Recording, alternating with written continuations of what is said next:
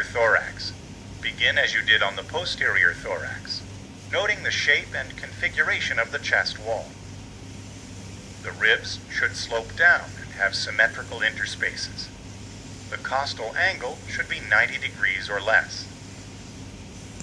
Note the person's facial expression, which should be relaxed, and his level of consciousness, which should be alert.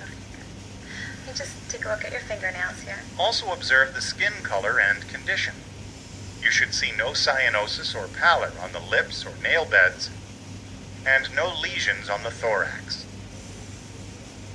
If the person is darkly pigmented and cyanosis is difficult to detect, assess for other signs of hypoxemia, such as decreased level of consciousness and respiratory distress. Assess the person's respirations, which should be effortless and noiseless, cause symmetrical chest expansion, and occur regularly at 10 to 20 breaths per minute. Palpate for symmetrical chest expansion by placing your hands on the anterolateral wall with your thumbs along the costal margins, pointing toward the xiphoid process. As the person takes a deep breath, watch your thumbs move. Normally, they move symmetrically and smoothly with the chest. Now, palpate for tactile fremitus as the person says 99 or blue moon. For a woman, avoid palpating and percussing over breast tissue because it dampens the sound. Following a consistent pattern, palpate systematically. Begin over the lung apices in the supraclavicular areas and compare from side to side as you move down the chest. Vibrations should feel the same in corresponding areas on each side. 99. Now I'm just going to press on your chest a little bit. I want you to tell me if there's any pain or tenderness. Next, palpate the anterior chest wall. You should detect no lumps or tenderness and should find normal skin mobility, turgor, temperature, and moisture.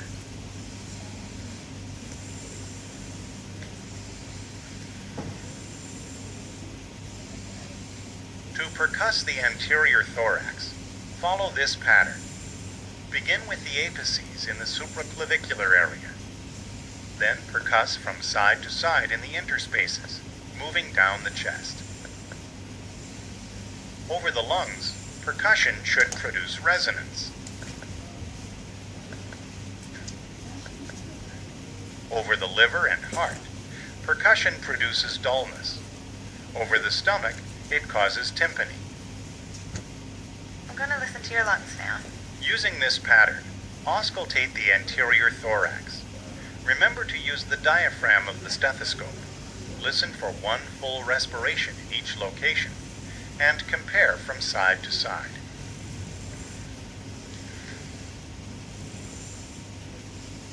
For an infant or toddler, be sure to auscultate with the diaphragm of a pediatric stethoscope. Otherwise, the sounds may be distorted. On the anterior thorax, you should hear bronchial or tracheal sounds over the trachea and larynx. These sounds are high-pitched and very loud, have a harsh tubular quality, and sound like this.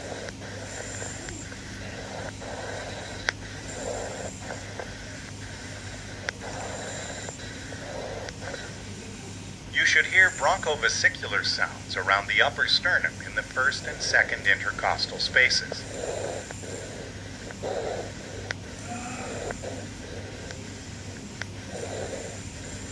You should hear vesicular sounds over peripheral lung fields, from above the clavicles to the seventh intercostal space.